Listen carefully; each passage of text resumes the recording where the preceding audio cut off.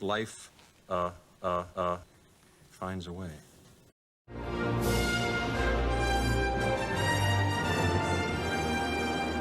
That's right, friends. Today we're going to take a look at a figure of Chef Goldblum. Hi. I'm Chef Goldblum. Or rather, his character from the first Jurassic Park movie, Dr. Ian Malcolm, who, just visually, since he wears all black here, is not going to make the most interesting action figure in the world, but I mean, hey, Mattel's got the Jurassic Park action figure license, so they're going to make him because he's Dr. Ian Malcolm, he's a living meme, and, of course, he's Chef Goldblum. Chef Goldblum?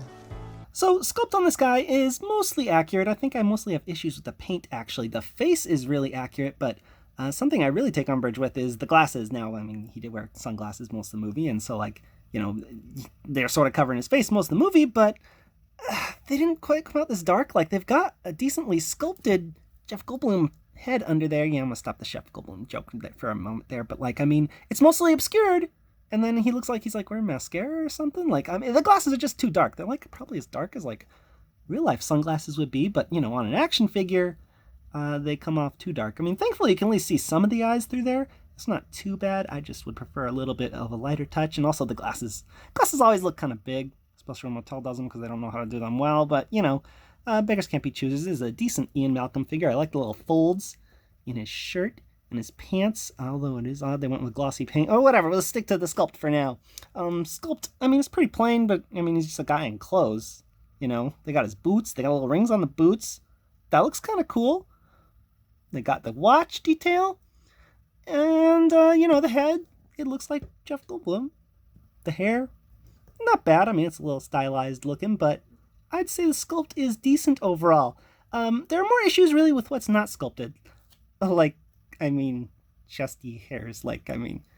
Jeff Goldblum had some chesty hairs, and it looks like they just went with a decal, which is kind of disappointing because, as we move on to paint here, it's decent. I mean, there's a very subtle wash on the face, the lower half of it, to give him a stubble look, and I think the effect comes off very well. It is a very good portrait Jeff Goldblum under there, but the rest of the paint's really plain. Get a little silver for the belt buckle, a little silver for the buckles on the boots, and then the boots have this weird brown airbrush thing going on, which I guess is supposed to make it look like mud, but it doesn't really come off like that in person. It looks like maybe they're wearing away. The color on the boots is wearing away, you know what I mean? But why would boots be painted black instead of just using black leather? Or I don't know. It's a little confusing. I think it's supposed to be dirt and dust, and it doesn't quite look like that. Big disappointment, though, is the chest hairs being decals instead of, I don't know, they could have done some Wolverine stuff with, sculpted chest hairs and then give them, a, dry brush technique over that. And then the pants and the shirt being all glossy. Why is his clothes so glossy? It doesn't make much sense. They should be matte. I mean, he wasn't wearing leather all over in the movie, just like leather boots. The boots should be glossy, and then the pants kind of shouldn't, I think. Also, why is he not wearing his jacket? Anywho, time to move on to Articulation. Now, Mattel spent years on DC Universe Classics, not giving us double elbows and double knees, but the second they got the Jurassic Park license, I guess they found the money for it, even though there's actor likeness rights involved, and it's, whatever. One thing they haven't improved on, though, is those ball joints in the neck. I guess on a double ball peg, but, Mattel kind of does not do their balls correctly. Why can't you just put a hinge in the neck like Marvel Legends does over at Hasbro? Yeah, whatever. He gets sort of side to side, but this is what he gets side to side, pretty much. That's sort of more just from looseness of the joint. It's not like I'm actually moving a ball joint and then, he doesn't really hold much. Same thing with up and down. I guess it's a bit better than the side to side, which is weird because usually side to side is better, but he doesn't go all the way around. Congratulations, Mattel. Every action figure can do that and should do that, and the head could be a lot better. Shoulders swivel up to about 90, though, and they go all the way around, of course. He's got cuts in the biceps, and look at that! Mattel actually did something correct with the rolled up sleeve provides a natural part for the cut to go in. That's good. And then he's got double elbows, get good range, way past 90, so that's a plus. Hinge and swivel wrists on both sides, both have the hinge in the same direction. Diaphragm joint, this is where they could really use some improvement. I mean, when I look at what Hasbro's doing with the Power Rangers figures, when they do the double diaphragm and ab joint, this is just nothing by comparison. I mean, gets some side to side as well, and it can go all the way around. And then the waist swivels too, but I mean, this already... Oh, this doesn't swivel up at the top. How very odd. Like, why wouldn't it just swivel in both spots? Like, you could do one joint instead of two and save a buck, Mattel.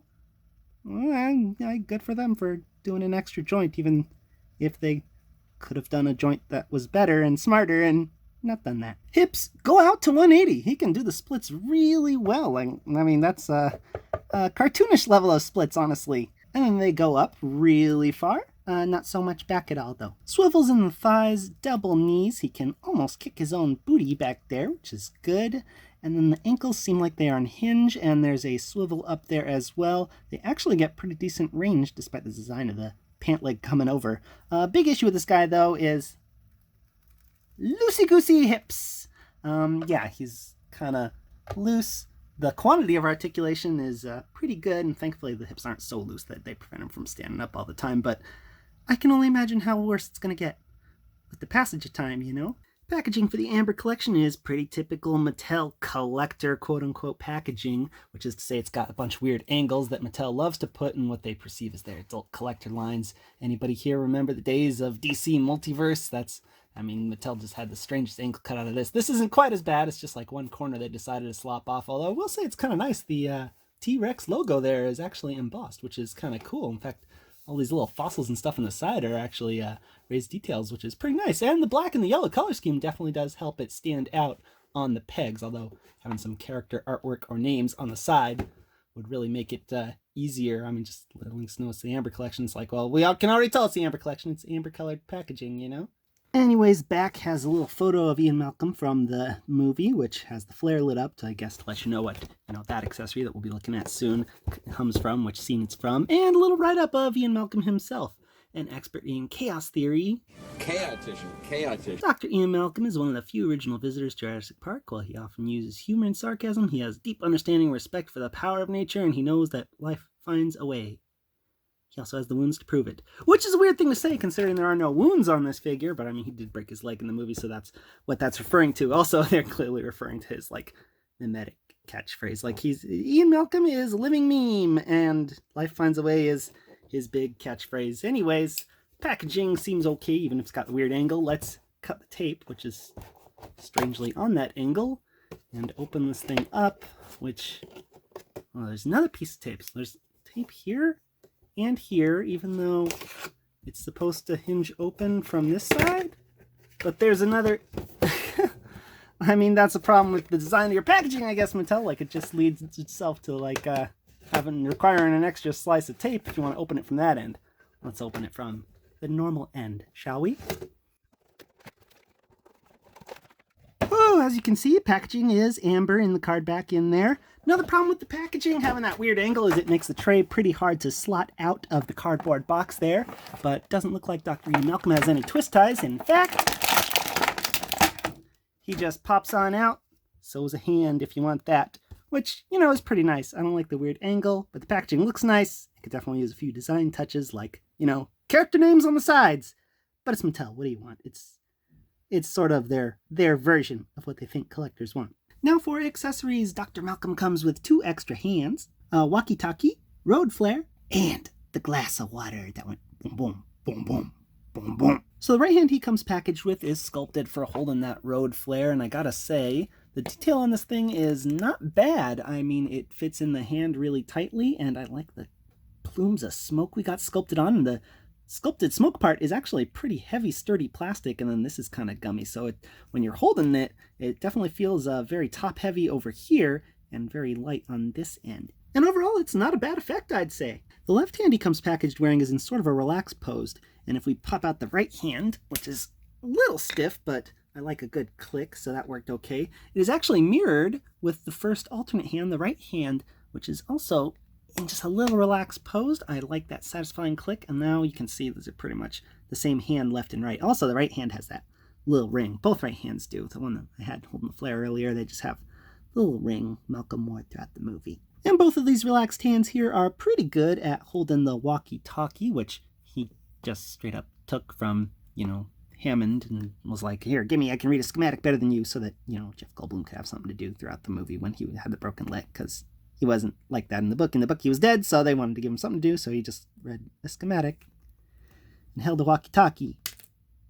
Oh, well, he didn't hold it just now. Yeah, it was just me bumping it. Both those hands hold it fine. If we put the left hand in, though, he can hold what I'm pretty much considering the star of this accessories set here, which is that glass of water, which, you know, I guess we just remember it as the one that, like, vibrated when the T-Rex was coming, but he also did the little drip-drop thing to, like, Ellie Sattler and, you know, boop, boop, boop, and see the drop of water roll a different way. But I guess you can just use it as a glass of water. It's even got, like, some sort of separate sculpted clear material in there. And look at that! Even looks like you see the little ripples sculpted in there. Cool attention to detail. I actually like this accessory, Mattel. Scale time. Malcolm stands at about 6 3/4 inches or 17 centimeters tall. Here he is next to Mr. Arnold, also from the Amber collection. And as always, my 6-inch Batman and Spider-Man. At the end of the day, do I ultimately recommend the Dr. Ian Malcolm from the Amber collection, friends?